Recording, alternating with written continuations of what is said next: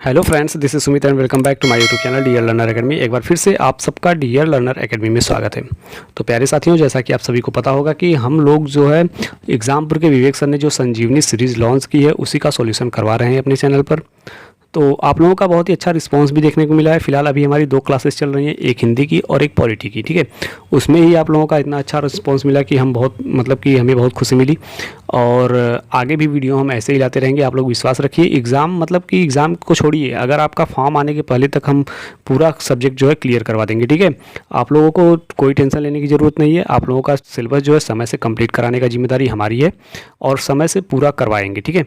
तो फिलहाल अभी जो क्लासेस चल रही हैं आप लोग उसी पर ध्यान दीजिए, बार बार रिपीट कीजिए। आपको एक बार में नहीं समझ में आ रहा है, 2 बार 3 बार वीडियो को देखिए। और वीडियो को अगर आप चैनल पर नए हैं तो चैनल को सब्सक्राइब कर लिया कीजिए, वीडियो को शेयर कर दिया कीजिए, ठीक है, ताकि वीडियो सभी तक पहुंच सके जिसको इसकी ज़रूरत है। जो भी भाई बहन अभी संजीवनी सीरीज नहीं लिए हैं उनके लिए हमारे चैनल पर जुड़ना बहुत ही ज़रूरी होगा, क्योंकि अगर वो नहीं लेना चाहते हैं तो हमारे साथ मिलकर भी तैयारी कर सकते हैं। और भी वीडियोस अगर हम मान लीजिए यूपी पुलिस की आ रही है, किसी भी वैकेंसी आ रही है, हम सबका सॉल्यूशन इस चैनल पर करवाते हैं और करवाते भी रहेंगे। पिछली बार हमने महाभारत सीरीज़ चलाई थी जो विवेक सर ने लॉन्च की थी, तो उसमें भी आपका बहुत अच्छा रिस्पांस मिला था। अब की बार संजीवनी सीरीज लेकर आए हैं तो संजीवनी करवा रहे हैं। आगे भी जितने भी सीरीज़ अगर आपको सॉल्यूशन चाहिए तो आप हमारे चैनल को फॉलो कर लीजिए, ठीक है। तो चलिए बढ़ते हैं हम आज अपने के सेशन की तरफ। आज हम बात करेंगे मूल विधि की, ठीक है। मूल विधि में देखेंगे मानसिक अभिरुचि के संबंधित क्वेश्चन है। दंड संहिता एवं विधि का ज्ञान, मौलिक ज्ञान, ठीक है। यानी दंड संहिता एवं विधि का मौलिक ज्ञान के बारे में हम आज बात करने वाले हैं। इससे संबंधित जितने भी क्वेश्चन बन सकते हैं उसका हम आज एक डेमो क्लास लेकर आए हैं, ठीक है। यदि आप लोगों को पसंद आएगी तो आप लोग हमें बताइएगा, इससे संबंधित सभी क्लासेस हम लेकर आएंगे। लेकिन फिलहाल आज के लिए डेमो क्लास है। आगे देखते हैं। प्रश्न दिया गया है, सीआरपीसी की धारा किस धारा के अनुसार एक थाने के प्रभारी अधिकारी का कर्तव्य मौखिक रूप से दी गई प्रत्येक जानकारी का रिकॉर्ड रखना तथा एफआईआर तैयार करना है, ठीक है। किस धारे के अंतर्गत? तो एक प्रभारी अधिकारी जो है धारा 154 के तहत दी गई जानकारी का रिकॉर्ड रखता है, ठीक है। आगे बढ़ते हैं। अगला प्रश्न दिया गया, 1834 में ब्रिटिश भारत के प्रथम विधि आयोग की अध्यक्षता किसने की थी? तो आपको पता होना चाहिए कि 1834 में ब्रिटिश भारत के प्रथम विधि आयोग की अध्यक्षता लॉर्ड मैकाले ने की थी, ठीक है। लॉर्ड मैकाले इसका सही जवाब है। आगे बढ़ते हैं। भारतीय दंड संहिता की निम्नलिखित में से कौन सी धारा राजद्रोह को परिभाषित करती है? हमको बताना है कि कौन सी धारा राजद्रोह को परिभाषित करती है। तो राजद्रोह को परिभाषित करने वाली धारा 124A है, ठीक है। आगे बढ़ते हैं। कानूनी सुक्ति नेसेसिटास पब्लिका मेजर एक्ट क्वाम प्राइवेटा का अर्थ क्या है? हमको इसका अर्थ बताना है। तो इसका अर्थ है आपका सार्वजनिक आवश्यकता निजी आवश्यकता से अधिक महत्वपूर्ण है, ठीक है। ऑप्शन सी इसका सही जवाब है। आगे बढ़ते हैं। अगले प्रश्न की बात करें तो सार्वजनिक उपद्रव दंडनीय है जिसके लिए जुर्माना, यानी कितने तक जुर्माना लग सकता है? तो आप कहेंगे 200 रुपये। यदि कोई सार्वजनिक उपद्रव करता है तो उसके लिए 200 रुपये जुर्माना लगता है, ठीक है। आगे बढ़ते हैं। इग्नोरेंटिया ज्यूरिस नॉन एक्सेट सिद्धांत का अर्थ हमको बताना है, ठीक है। इसका क्या अर्थ होगा? तो आप कहेंगे कानून की अज्ञानता क्षम्य नहीं है, इसका यही अर्थ होगा। किसका अर्थ होगा? इग्नोरेंटिया ज्यूरिस नॉन एक्सेट का अर्थ होता है कानून की अज्ञानता क्षम्य नहीं है। आगे बढ़ते हैं, देखते हैं अगले प्रश्न में क्या दिया गया है। आईपीसी के अनुसार एक ठग को क्या दंड दिया जाएगा? ठीक है, अगर एक ठग है तो उसे क्या दंड दिया जाता है? तो आईपीसी के अनुसार यदि कोई ठग है तो उसे आजीवन कारावास और जुर्माना दोनों की सज़ा हो सकती है, ठीक है। ये इसका सही जवाब है। आगे बढ़ते हैं। मुस्लिम महिला को दंड प्रक्रिया की संहिता 1973 की धारा 125 के तहत इद्दत अवधि से परे भरण पोषण का अधिकार प्राप्त है। इसे किस मामले में सर्वोच्च न्यायालय द्वारा निर्धारित किया गया था? ठीक है, तो कौन सा मामला था? तो मामला था आपका मोहम्मद अहमद खान बनाम शाह बानो बेगम, ठीक है। इसका जो है ऑप्शन डी सही जवाब है। ऑप्शन डी मोहम्मद अहमद खान बनाम शाह बानो बेगम। आगे बढ़ते हैं। अगला प्रश्न है, दंड प्रक्रिया संहिता की धारा 156(3) के तहत प्रत्यक्ष जांच की शक्ति का उपयोग किसके द्वारा किया जाता है? तो प्रत्यक्ष जांच की शक्ति का प्रयोग एक मजिस्ट्रेट के द्वारा किया जाता है, ठीक है। आगे बढ़ते हैं। 10 नंबर क्वेश्चन क्या कहता है? सामान्य परिस्थितियों में निरुद्ध किए गए एक व्यक्ति को कितने दिनों में सूचित किया जाना चाहिए कि किस आधार के आदेश पर आदेश दिया गया है? ठीक है, तो 5 दिनों में सूचित किया जाना चाहिए, ठीक है। आगे बढ़ते हैं। जब कितने व्यक्ति संयुक्त रूप से चोरी करते हैं तब आईपीसी के तहत इसे डकैती की घटना मानी जाती है, ठीक है। वो कितने व्यक्ति होंगे? 5 या इससे अधिक व्यक्ति जब कहीं पर चोरी करते हैं तो उसे डकैती माना जाता है, ठीक है। आगे बढ़ते हैं। अगला प्रश्न है, दंड प्रक्रिया की संहिता निम्नलिखित धाराओं में से कौन सी धारा पीड़ित मुआवजा योजना से संबंधित है? तो आपको पता होना चाहिए कि धारा 357A जो है पीड़ित मुआवजा से संबंधित है। ठीक है, आगे बढ़ते हैं। अगला प्रश्न कहता है कि जेनोसाइड यानी नरसंहार शब्द किसके द्वारा गढ़ा गया है? हमको बताना है कि नरसंहार शब्द जो है किसके द्वारा गढ़ा गया है? तो राफेल लेम्किन के द्वारा। ठीक है, राफेल लेम्किन इसका सही जवाब होगा। आगे बढ़ते हैं।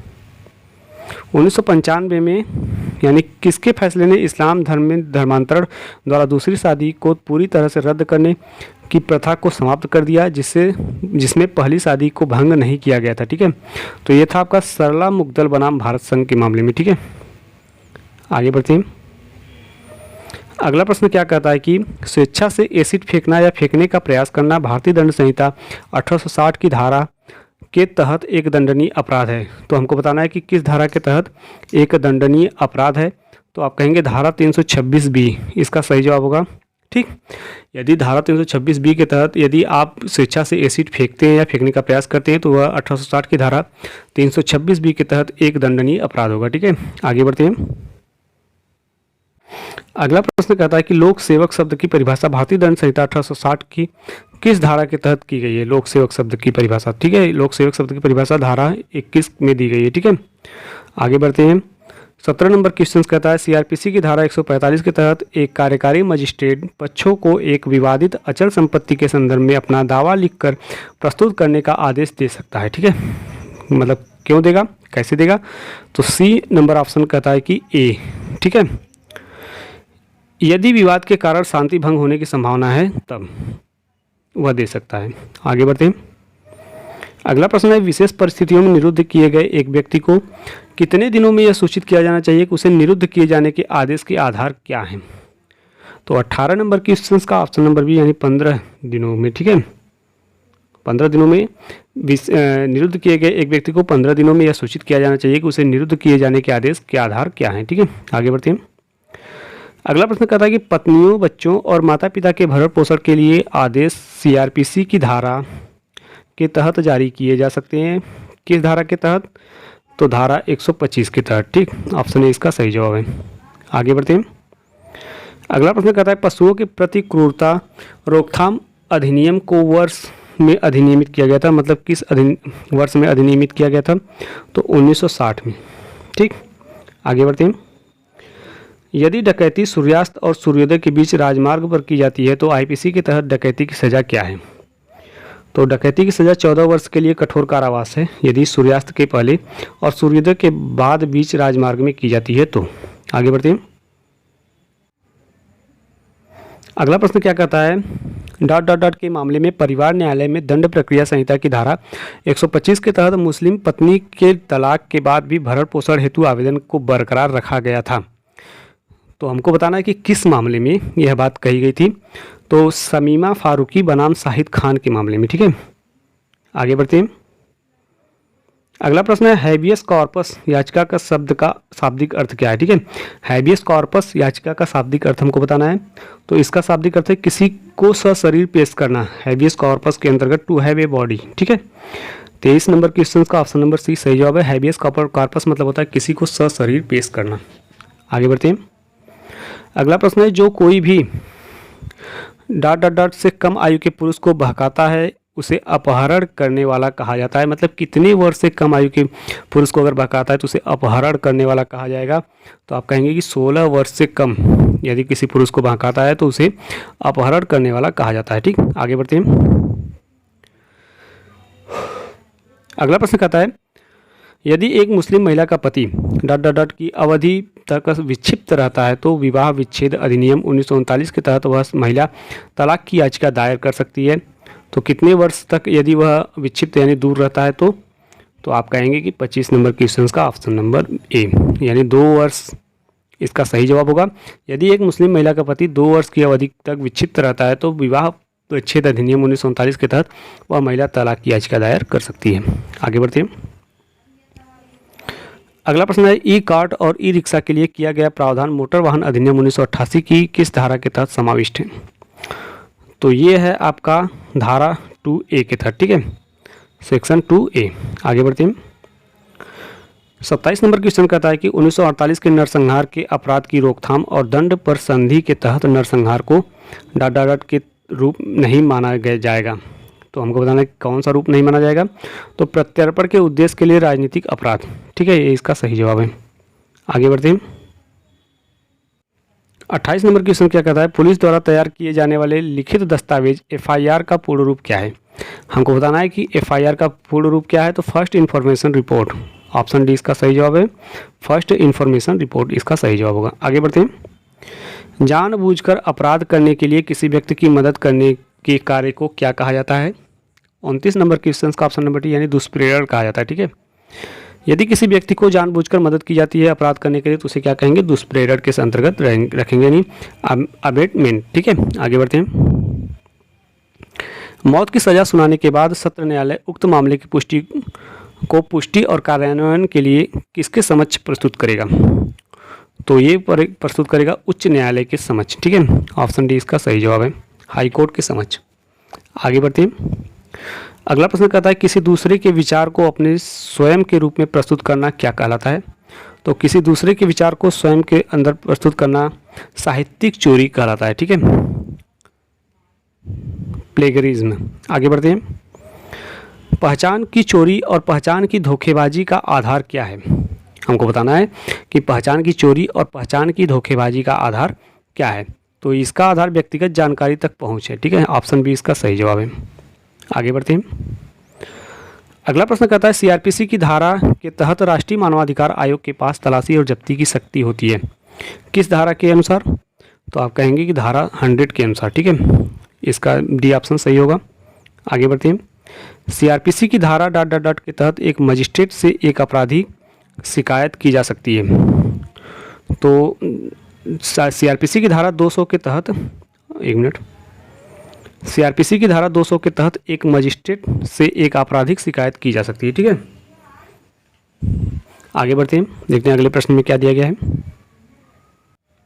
अगला प्रश्न है दंड प्रक्रिया संहिता 1973 की धारा ... के तहत सार्वजनिक उपद्रव हटाने के लिए आदेश पारित करने का अधिकार मजिस्ट्रेट को प्राप्त है। तो 35 नंबर क्वेश्चन का ऑप्शन नंबर डी यानी सेक्शन 133 के तहत, ठीक है। आगे बढ़ते हैं। लैटिन शब्द हैबियस कॉर्पस का क्या अर्थ है। हमको बताना है कि लैटिन शब्द जो है हैबियस कॉर्पस का क्या अर्थ है। तो 36 नंबर क्वेश्चन का ऑप्शन सी आदेश देना है। हैबियस कॉर्पस का मतलब होता है कि आदेश देना, कि वह सशरीर पेश हो, ठीक है। आगे बढ़ते हैं। सार्वजनिक उपद्रव भारतीय दंड संहिता की धारा ... के अंतर्गत आता है। सार्वजनिक उपद्रव भारतीय दंड संहिता की किस धारा के अंतर्गत आता है, हमको ये बताना है। तो धारा 268 के अंतर्गत आता है। बी ऑप्शन इसका सही जवाब है। आगे बढ़ते हैं। जब कारावास की अवधि 3 माह से कम हो तब एकांत कैद की सजा को क्रियान्वित करने में ऐसा कारावास किसी भी स्थिति में ... से अधिक नहीं होगा, ठीक। तो कितने दिनों से अधिक नहीं होगा हमको ये बताना है। तो एक समय में 14 दिन से अधिक नहीं होगा। ऑप्शन सी इसका बिल्कुल सही जवाब है। आगे बढ़ते हैं। आगे हमको बताना है कौन सा विकल्प भारतीय दंड संहिता का एक प्रावधान है जिसे केदारनाथ सिंह बनाम बिहार राज्य के मामले में असंवैधानिक होने के रूप में चुनौती दी गई थी।